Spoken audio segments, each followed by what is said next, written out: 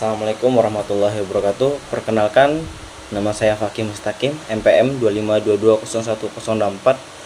Di video kali ini saya akan menggambar sel parasit dan jamur. Alat yang dibutuhkan yaitu buku gambar, pensil warna, dan pensil.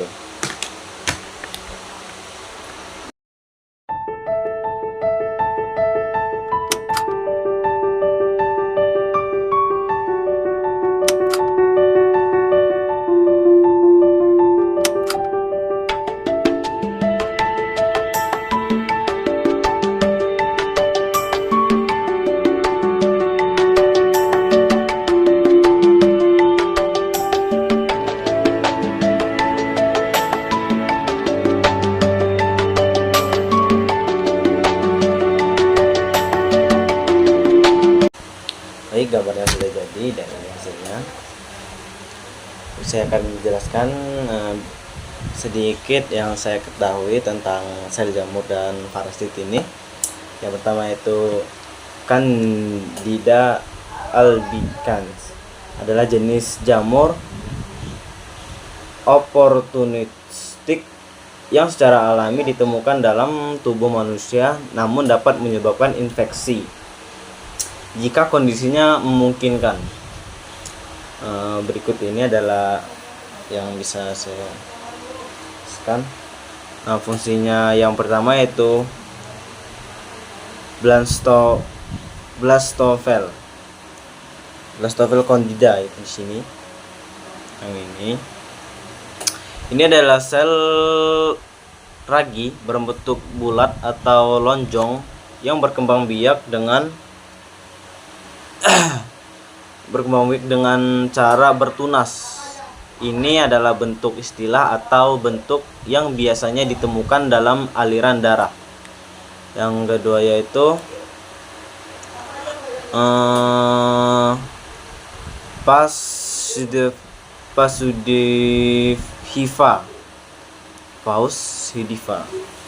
yang di bawah sini,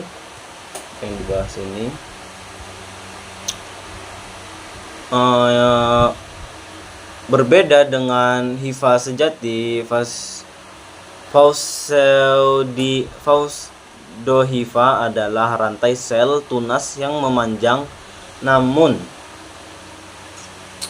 tetap menempel satu sama lain tanpa pemisah dinding sel yang sempurna. Bentuk ini membentuk jamur menyusup ke dalam jaringan tubuh. Tiga yaitu Chlamydospora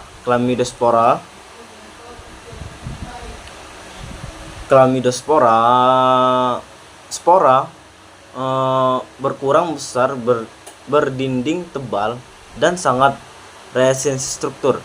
Struktur ini terbentuk ketika jamur berada dalam kondisi lingkungan yang ekstrim atau kekurangan nutrisi untuk menjaga kelangsungan hidup.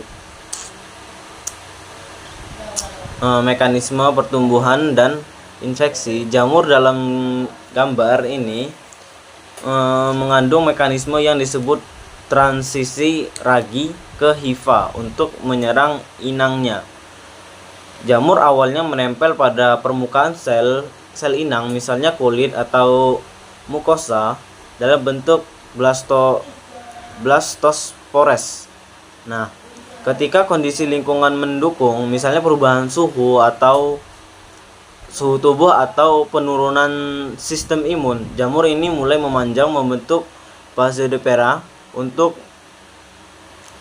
bentuk memanjang ini memberikan tekanan mekanisme yang memungkinkan jamur menusuk dan masuk ke dalam sel manusia.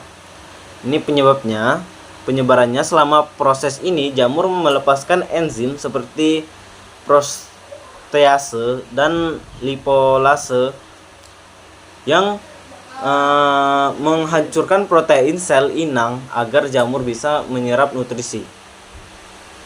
Pertahanan diri jika sistem imun menyerang atau nutrisi habis, jamur membentuk Chlamydospora yang sangat kuat agar tidak mudah mati oleh obat atau sel imun. Terus itu Plasmodium adalah genus parasit protozoa bersel satu yang merupakan agen penyebab utama penyakit malaria pada manusia. Siklus utama sel plasmonia kompleks apikal terletak di bagian ujung apek struktur yang berfungsi sebagai kepala serangan yang memandu parasit saat akan masuk ke dalam sel inang seperti sel darah merah atau sel hati manusia. Organel bentuk seperti kantong besar di bagian depan Rophthires berisi enzim khusus yang disekretakan untuk melubangi membran sel inang pada parasit biasa menyelipkan masuk. Untuk mikrotubulus, batang-batang protein yang berfungsi sebagai kerangka sel selain memberikan bentuk sel yang memanjang seperti peluru, mikrotubulus juga berfungsi sebagai jalur kereta api untuk pergerakan organel dan mobilitas parasit itu sendiri. Untuk inti sel, pusat informasi genetik yang mengatur seluruh aktivitas pertumbuhan dan reproduksi parasit. Nah, untuk mitokondria, pusat energi sel yang menghasilkan kekuatan bagi parasit untuk bergerak ke dalam menginfeksi. Golgi apparatus dan endoplasmic reticulum, organel yang bekerja sama untuk memproses dan menyalurkan protein ke seluruh bagian sel, terutama protein yang dibutuhkan untuk mengidentifikasi sel inang. Untuk cara kerjanya, cara menginfeksi, struktur sel ini memanjang dan didesain khusus untuk mobilitas dan invasi.